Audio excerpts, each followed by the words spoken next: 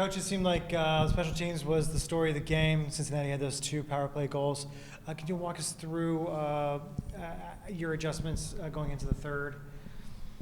You know what? I don't think we made a lot of adjustments going into the third. I think we just came out with some urgency, and that's something that, our group has to learn, that if we're going to be successful, we need to play 60 full minutes.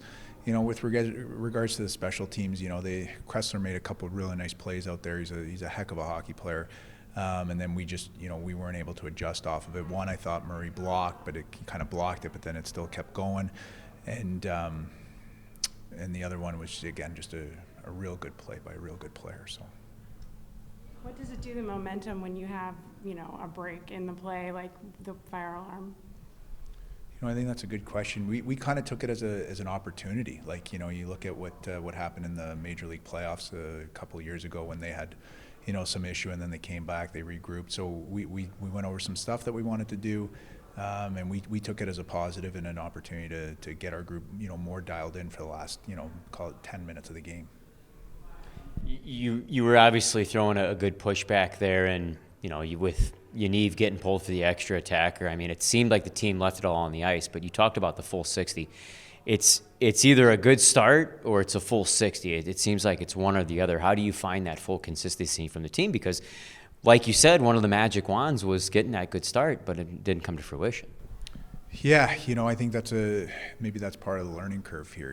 It's like you said, it's whether we don't get off to a good start or here we do get off to a good start, and then there's a little bit of a lull. I mean, again, it's a very similar message. We have to understand that in order to be successful in this league, there's a lot of parity in this league, and you have to be able to play 60 minutes. You can't have these ups and downs or these lulls, because it's really, it's the difference in these games.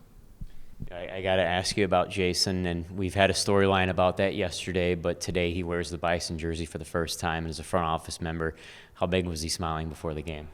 Yeah, it's fun to see that stuff. That's kind of why we do this, get an opportunity for someone like himself to, live out his pro dreams.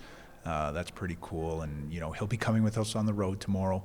And we're looking forward to that as well. He's a good person. We're very fortunate to have him in our backyard, and he's a good goalie. This morning in morning skate, he made some really good saves, and he took it really seriously. And I know the guys like that. They really appreciate that, and so do we.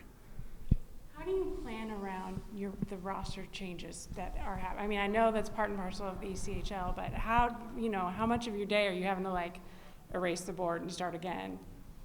Our affiliates are really good, and the communication with them is excellent. So I think we're very lucky with regards to that. They'll usually give us, 24, 48 hours notice that so-and-so's coming down or so-and-so's getting called up. So, from that standpoint, it's really not that difficult. We also try and keep some line consistencies. Today I kind of juggled a little bit, put Budgel with Caddick and Lee, but it's still Caddick and Lee. So whether Matz is there or Budgel, they're both left shot centermen. They can both kind of do that work. When we play McLaughlin, it's usually with Boyer, who's a right shot centerman.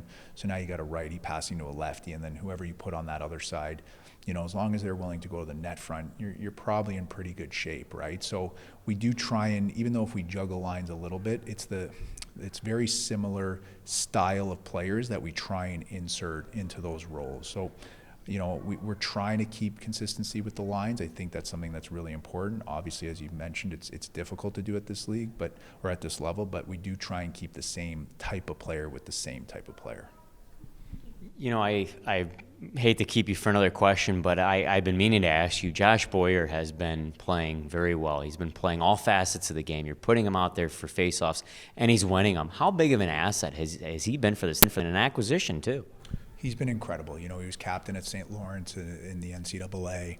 He's got a very mature, demeanor about him. He's probably 24 or 25 years old, but he's already married. And he's that right shot centerman that we really value. So, he has really transformed our group. He's made a huge impact on our specialty teams. He's made a huge impact 5-on-5. I can't say enough good things about him.